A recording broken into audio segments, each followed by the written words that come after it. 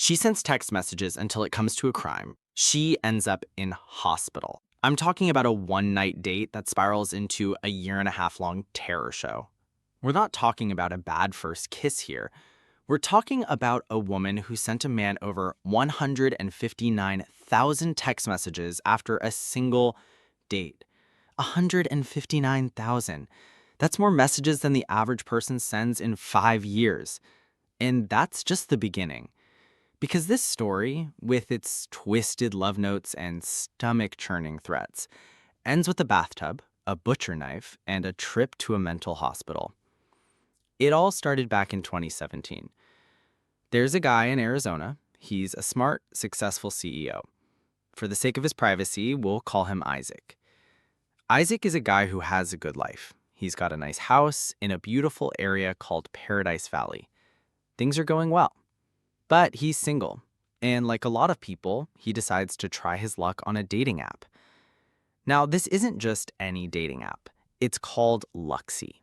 The tagline, connect with verified millionaires.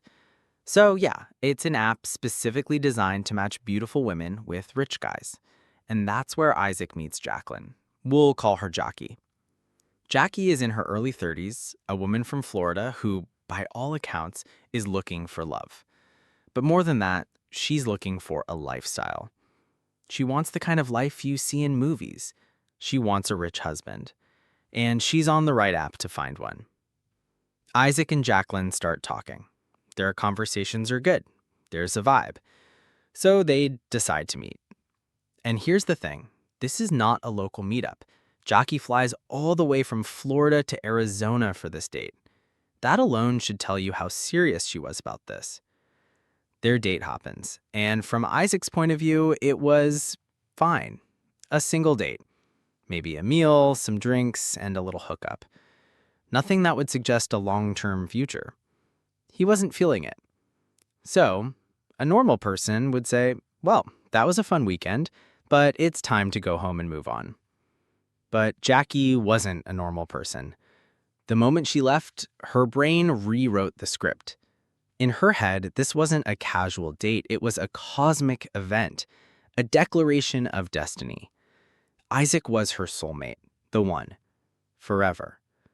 So, when he sent her a polite text saying, hey, I had a good time, but I'm just not feeling a connection, her world didn't just end. It transformed into a mission to win back the man she believed was hers. And that's when the messages started. At first, they were just a lot. I love you. We are meant to be together. Our love is pure and eternal. Isaac would text back, please stop. I don't want to talk to you. But she wouldn't. She just kept going. She was relentless. Isaac kept getting texts, day and night. His phone was probably buzzing off the table. He started feeling suffocated. So he did what any of us would do. He ignored them. He tried to block her. And that's when Jackie dropped a chilling little warning. She told him, if you block me, I'll straight up move to Arizona to be closer to you. At this point, Isaac probably thought, yeah, right, like that's gonna happen. He was about to be proven so wrong. The stalking escalates. The text messages didn't stop. They just kept coming. For months, every single day. Jackie was sending up to 500 texts a day. That's a message every 3 minutes for 16 hours straight. Imagine your phone just vibrating over and over all day and all night. It's a form of torture. And then one day, Isaac looked out his front window. And there it was, a car parked on the street.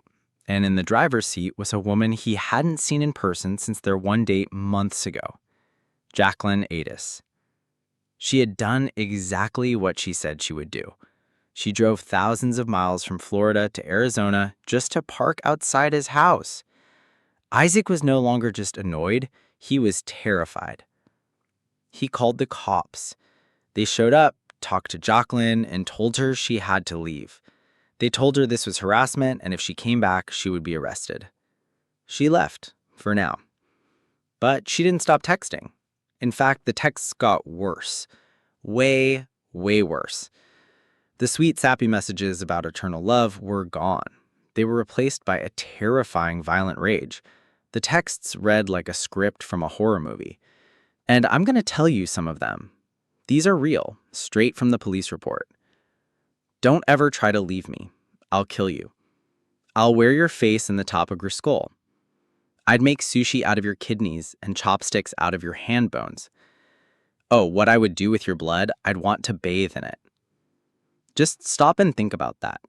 These messages weren't sent by a fictional villain. They were sent by a real person to a real person. Isaac's life had become a living nightmare. Every text notification was a punch to the gut. Every time he looked outside, he expected to see her again. He was a prisoner in his own home. He was trapped in a digital cage of this woman's making. So he did the only thing he could think of. He left the country.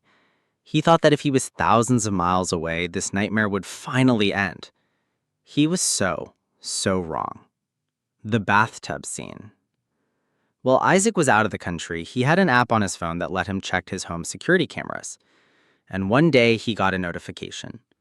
Someone was inside his house. He opened the app. His blood must have run cold. There she was, Jacqueline.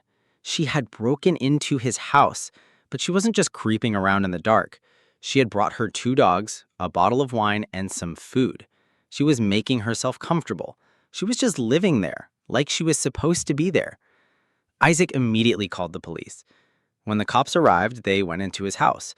And what did they find? Jacqueline was in the master bathroom taking a bubble bath. The police were like, "Ma'am, what are you doing in this house?"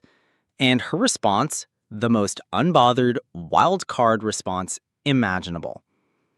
"I guess that I made up a whole scenario in my head where I live here, so I came here and pretended that's what was happening." The police probably just stood there, speechless. They arrested her on the spot for trespassing. But before they took her away, they searched her car. And on the passenger seat, they found a large butcher knife. Jacqueline was taken to jail. But here's the thing. She was released a few days later with a court date to appear for her trespassing charge. And what did she do after she got out? Did she learn her lesson? Did she go home to Florida? Nope. She started texting Isaac again. The messages were just as wild as before.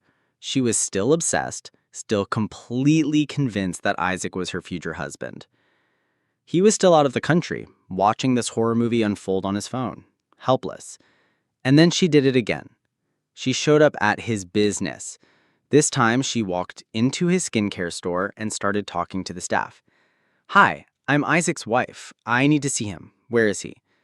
The employees were stunned. Isaac doesn't have a wife. But she just kept demanding to see him, causing a huge scene. The customers in the store, just trying to buy some moisturizer, were now watching a full-blown meltdown. The cops were called again. They came and arrested her. This time the charges were much more serious: stalking, harassment, and threatening. This is all happening a year and a half after their single date. In that time, the text count had ballooned to over 159,000. The jailhouse press conference. Now, here's where the story goes from a crazy true crime case to a mind-bending viral spectacle. While she was in jail, she didn't hide. She leaned in. She demanded a press conference. The media, hearing about the woman who sent 159,000 texts, raced to the jail. They knew this was a story. In the jailhouse interview, she was calm. She was smiling. She was loving the attention. A reporter asks her, "Do you love Isaac?" She says, "Yes, I love him so much." Another reporter asks about the death threats. Some of those messages sound more like threats than love letters. She just shrugs. When you're finding love, not everything is perfect. The reporters are just watching her, mesmerized by her complete lack of connection to reality. One reporter, trying to get to the bottom of it, asks her straight up, "Are you crazy?" Her response is a quote that will echo forever. She smiles and says, "No, I am the person that discovered love, the equation to light. Einstein discovered the equation to light. It's E=mc². I discovered the equation to eternal love." She's not just in a different reality, she's in a different universe. The prosecutors, watching this, see a woman who is severely, profoundly unwell. They offered her a plea deal. She could get out of jail immediately. But the deal had one simple condition. She could never contact Isaac again. Jackie refused. Her reasoning? She told everyone, "No, I want to go to trial because a jury will find me innocent, and on top of that, they will demand that Isaac and I get married." I mean, can you even imagine? A jury in Arizona, after hearing about the texts and the butcher knife, suddenly orders a man to marry his stalker? This is the kind of stuff you can't make up. The final chapter. But the trial never happened because when she was finally given a full mental health evaluation, the court found her to be mentally incompetent. She wasn't faking it. She genuinely believed her twisted version of reality. She couldn't understand the charges against her or the legal system or even the basic concept that what she was doing was wrong. She was found unfit to try stand. So all the charges against her were dropped, and instead of going to jail, she was transferred to a mental health facility. And that's where the story ends. It's a story that starts like a cheesy romantic comedy, turns into a terrifying psychological thriller, and finishes with a sad, sobering look at severe mental illness. It's a reminder that sometimes the line between love and obsession can vanish completely, and a simple, "I'm not interested," can become the start of a nightmare you can't wake up from. So yeah, next time you go on a date, maybe just keep an eye out for any of those red flags. And if they ask you for your number, just maybe give them your friends. Just kidding. Kind of. I'm out. Don't forget to like and subscribe, and I'll catch you on the next one.